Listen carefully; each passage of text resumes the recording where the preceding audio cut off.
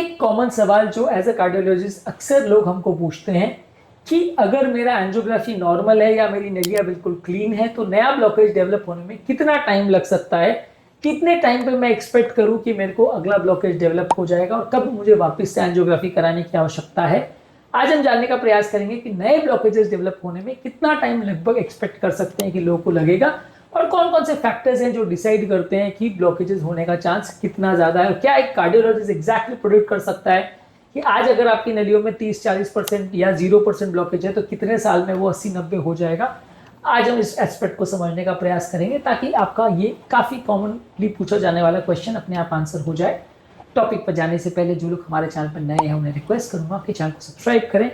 हमारे चैनल के सर्वेस बताते हैं कि हमारे चैनल को देखने वाले 80 to 85% लोग चैनल को देखते जरूर है लेकिन सब्सक्राइब नहीं करते। आपका ये छोटा 2-4 सेकंड में होने वाला फ्री कदम हमारे चैनल को आगे बढ़ाने में और इस तरह के हेल्दी कंटेंट को लोगों तक पहुंचने में काफ़ी मदद करता है। यूट्यूब को रियलाइज होगा कि ये कंटेंट लोगों के लिए यूजफुल है, इसलिए वो उसे प्रमोट करेगा। आपका ये छोटा स्टेप हमारे लिए काफ़ी बड़ी मदद और हमारे लोगों के लिए काफ़ी बड़ी मदद साबित हो सकता है, इसलिए थोड़ा सा टाइम निकाल के हमारी मदद करें। टॉपिक के दौरान कुछ इंटरेस्टिंग साइंटिफिक फैक्ट्स, कुछ प्रैक्टिकल यूटिलिटी की बातें, कुछ साइंटिफिक स्टडीज, कुछ प्रैक्टिकल इश्यूज आपको बताऊंगा, हमारा एक्सपीरियंस और वर्डिक्ट भी आपको बताऊंगा, इसलिए बने रहिए हमारे साथ एंड तक। क्या आपने कभी सोचा है कि आपका या आपके पेशेंट का एंजियोग्राफी नॉर्मल है तो लगभग कितने साल में आपको रिपीट एंजियो कराना चाहिए, या कब आप एक्सपेक्ट कर सकते हो कि उसमें नया ब्लॉकेज हो डेवलप हो जाएगा, कितनी जल्दी है कितना लेट? कमेंट सेक्शन में लिख के हमें बताएं। किसी भी व्यक्ति के नली में अगर कोई ब्लॉकेज हो तो एग्जैक्टली उसको प्रेडिक्ट कर पाना लगभग असंभव है कि कितने टाइम में उसमें नया ब्लॉकेज डेवलप होगा। कई तरह के फैक्टर्स हैं, चाहे वो जेनेटिक फैक्टर्स हैं, लाइफस्टाइल फैक्टर्स हैं या कोमॉर्बिड कंडीशंस हैं जो इस चीज को इन्फ्लुएंस करते हैं।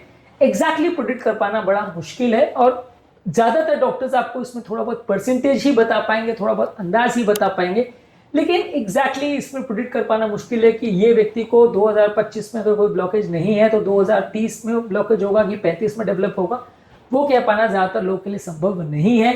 ज्यादातर लोग आपको अंदाज बता सकते हैं कि 50% चांस है कि इतने टाइम में इतना ब्लॉकेज डेवलप हो जाएगा। वो अंदाज आपको बता सकते हैं आपके रिस्क फैक्टर पर, आपके जेनेटिक पर और आपके ओवरऑल प्रोफाइल के बेसिस पे आपको अंदाज बता सकते हैं। जितने ज्यादा रिस्क फैक्टर्स होंगे उतने ब्लॉकेजेस बढ़ने का चांस ज्यादा होगा। 100% इस बात को प्रेडिक्ट कर पाना ज्यादातर पॉसिबल नहीं होता है। नए सिग्निफिकेंट ब्लॉकेजेस ज्यादातर 1 से 5 साल लगता है उनको डेवलप होने में।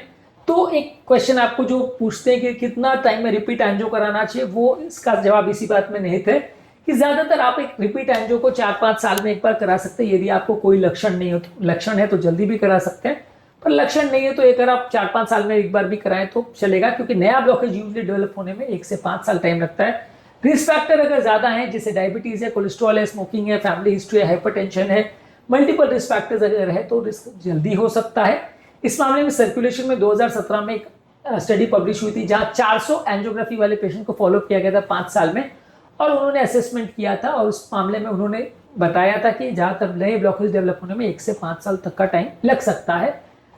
रैपिड प्रोग्रेशन डायबिटिक पेशेंट में या किडनी डिजीज वाले पेशेंट में या इन्फ्लेमेशन वाले पेशेंट में ज्यादा होता है। इनमें नॉर्मल व्यक्ति से कोलेस्ट्रॉल के ब्लॉकेजेस बढ़ने का चांस कई गुना ज्यादा होता है। इस मामले में जर्नल ऑफ एथेरोस्क्लेरोसिस और थ्रोम्बोसिस में 2019 में एक आर्टिकल पब्लिश हुआ था। कुछ स्टडीज ने यह शो किया है कि कई पेशेंट में 6 महीने से 1 साल में भी नया ब्लॉकेज डेवलप हो सकता है। जो हाई रिस्क पेशेंट होंगे उसमें ऐसा होने का चांस हो सकता है। रिपीट इमेजिंग में कई बार नए ब्लॉकेजेस भी डेवलप होते देखे गए। New England journal of medicine में 2011 में प्रोस्पेक्ट स्टडी में इस बात को दिखाया गया था कि हाई रिस्क पेशेंट में नए डिटेक्टेबल ब्लॉकेजेस 6 से 12 महीने में भी डेवलप हो सकते हैं। तो इसलिए ये बिल्कुल स्टैम्प पेपर गारंटी नहीं है कि आपको नया ब्लॉकेज डेवलप होने में 5 साल या 10 साल ही लगेगा। कई बार 5 साल में भी कुछ ना हो, ऐसा भी हो सकता है। कभी कभार उससे जल्दी भी हो सकता है, लेकिन अंदाज बताया जा सकता है कि आपको लगभग इतना टाइम लगेगा। केस टू केस एग्जैक्टली कह पाना बहुत ज्यादा मुश्किल है कि किस पर्टिकुलर व्यक्ति में कितने साल लगेगा कोई पर्टिकुलर ब्लॉकेज के डेवलप होने में या बढ़ने या बिगड़ने में। तो आपके जो फैक्टर्स है जैसे cholesterol level, hypertension, diabetes, smoking, stress, kidney factors, inflammation, ये कोलेस्ट्रॉल के नलियों में डिपॉजिट होने के चांसेस को अफेक्ट करते हैं। ये सारे रिस्क फैक्टर्स को सर्कुलेशन में 2008 में एक 10 ईयर स्टडी की गई थी, उस पर प्रेडिक्शन इस बेसिस पे किया गया था कि किस व्यक्ति को कितने ब्लॉकेजेस होने का चांस ज्यादा है। इस मामले में स्कोरिंग सिस्टम्स है जो कि कुछ हद तक मदद कर सकते हैं, लेकिन प्रैक्टिकली 100% इसको प्रेडिक्ट कर पाना भी उतना संभव नहीं है। कई और छोटे मोटे फैक्टर जैसे माइक्रोवैस्कुलर चेंजेस और नलियों की इनर लाइनिंग जिसे एंडोथेलियल बोलते हैं उसके प्रॉपर काम नहीं करने की वजह से भी नए ब्लॉकेजेस डेवलप हो सकते हैं। और ये चेंजेस कई बार सालों पहले डेवलप हो जाते हैं एक्चुअल ब्लॉकेजेस के डेवलप होने के। 2011 में लैंसेट में इस मामले में आर्टिकल पब्लिश हुआ था कि एंडोथेलियल डिस्फंक्शन और माइक्रोवास्कुलर चेंजेस कई बार नए ब्लॉकेजेस के डेवलप होने के कई साल पहले आना चालू हो जाते हैं, पर इनको एक्चुअल में डिपिक्ट कर पाना या जांचों के द्वारा कंफर्म कर पाना या एंजियोग्राफी में इनको क्लियर कट कह पाना कि ये हो गया है, ज्यादातर संभव नहीं हो पाता है, क्योंकि ये एंजियोग्राफी में दिखने वाली चीजें नहीं है।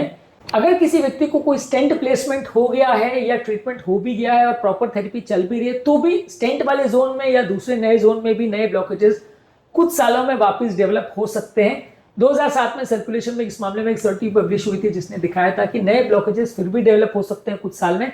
इसलिए थेरेपी या ट्रीटमेंट का बिल्कुल ये मतलब नहीं है कि आपको प्रॉब्लम कभी नहीं होगी। उसका बस यही मतलब है कि आपको और ज्यादा ध्यान रखना है, और ज्यादा सतर्कता रखनी है कि दोबारा ब्लॉकेज ना हो।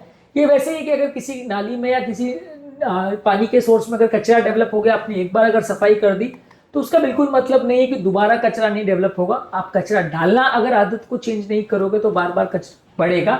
आपको ये कोशिश करनी है कि अगली बार वो सेम गलतियां ना करें, ताकि प्रॉब्लम होने का चांस को कम किया जा सके। रिस्क फैक्टर्स जो है उनको प्रॉपर्ली यदि आप कंट्रोल करोगे तो प्रॉब्लम होने का चांस कम हो जाएगा, जीरो फिर भी नहीं होता है। कई बार छोटे छोटे माइक्रोथ्रोम्बस और छोटे छोटे प्लाक इरोजन धीरे धीरे करके होते रहते हैं, जो आपको पता नहीं चलता है, और आगे जाके वो बड़ी प्रॉब्लम या हार्ट अटैक लेके आते हैं। ये सारी चीजों को इवन इंट्रावैस्कुलर अल्ट्रासाउंड या ओसीटी से भी पूरी तरह से कंफर्म नहीं किया जा सकता। हाँ, ये सारी चीजों से कुछ इंसाइट आपको मिल सकती है जिससे आप ज्यादा बेटर प्रेडिक्ट कर सकते हो कि किसको प्रॉब्लम होगी किसको नहीं। लेकिन ज्यादातर 100% प्रेडिक्ट कर पाना या नए ब्लॉकेजेस किसी पर्टिकुलर पेशेंट में कितने साल में डेवलप होंगे, ये 100% प्रूव कर पाना संभव नहीं है। आप ज्यादातर एज अ डॉक्टर पेशेंट को खाली परसेंटेज बता सकते हो, अंदाज बता सकते हो कि उसको कितना सावधानी रखने की जरूरत है और लगभग रिपीट एंजियोग्राफी कब कराना चाहिए। ये सारे रिस्क फैक्टर्स पर डिपेंड करेगा और पेशेंट को कितने लक्षण या सिम्टम है उस पर डिपेंड करता है। इमोशनल स्ट्रेस, क्रॉनिक इन्फ्लेमेशन और बाकी सारे रिस्क फैक्टर्स, ये सारी चीजें भी इन्फ्लुएंस करती हैं आपके कोलेस्ट्रॉल के ब्लॉकेजेस के बढ़ने के चांसेस पर। इसीलिए ये एक मल्टी फैक्टोरियल डिजीज है और सारे फैक्टर्स पर कंट्रोल करने के बावजूद भी 100% प्रेडिक्ट कर पाना बहुत ज्यादा मुश्किल है, क्योंकि फिर भी बहुत सारा लक का फैक्टर रहता है। सब कंट्रोल करने के बावजूद भी प्रॉब्लम्स आ सकती है। जैसा कि मैंने कहा, मैं काफी पेशेंट्स को एग्जांपल देता हूं कि यदि ड्राइवर बहुत संभल के गाड़ी चला रहा है तो एक्सीडेंट होने का रिस्क कम हो जाता है, लेकिन रिस्क जीरो नहीं होता।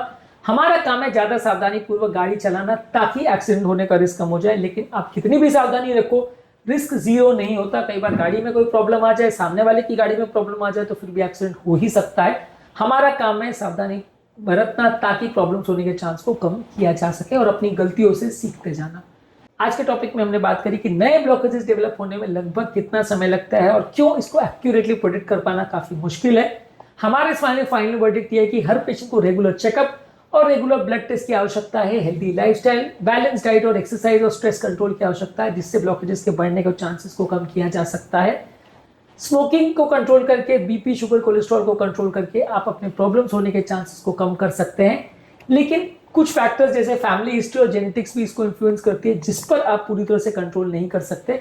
जो कंट्रोलेबल या मॉडिफाइबल रिस्क फैक्टर्स है उसको आपको कंट्रोल करना चाहिए, जो नॉन मॉडिफाइबल रिस्क फैक्टर्स है उसके लिए आप ज्यादा कुछ नहीं कर सकते। उम्मीद करूंगा कि आज के टॉपिक में कुछ नया जानने को मिला होगा। जो लोग हमारे चैनल पर नए हैं, मैं रिक्वेस्ट करूंगा कि चैनल को सब्सक्राइब करें। हमारी सर्वेस बताते हैं कि हमारे चैनल को देखने वाले 80-85% लोग चैनल को सब्सक्राइब नहीं किए हुए हैं। हमारा रिक्वेस्ट है कि 1-2 सेकंड लगाकर ये स्टेप जरूर करें। ये हमारे चैनल को प्रमोट करने में और ज़्यादा लोगों तक इसकी रीच बढ़ाने में मदद करता है। इससे ज़्यादा लोगों का भला हो सकेगा और ज़्यादा लोग हेल्दी बन सकेंगे। आपके कमेंट्स हमें जानने में मदद करते हैं कि आपको हमारा कंटेंट कैसा लग रहा है, प्लस हमारे लिए मोटिवेशन और इंस्पिरेशन का भी काम करते हैं। इसलिए वीडियोस को देखते रहिए, शेयर करते रहिए और हेल्थ के सफर में आगे बढ़ते रहिए।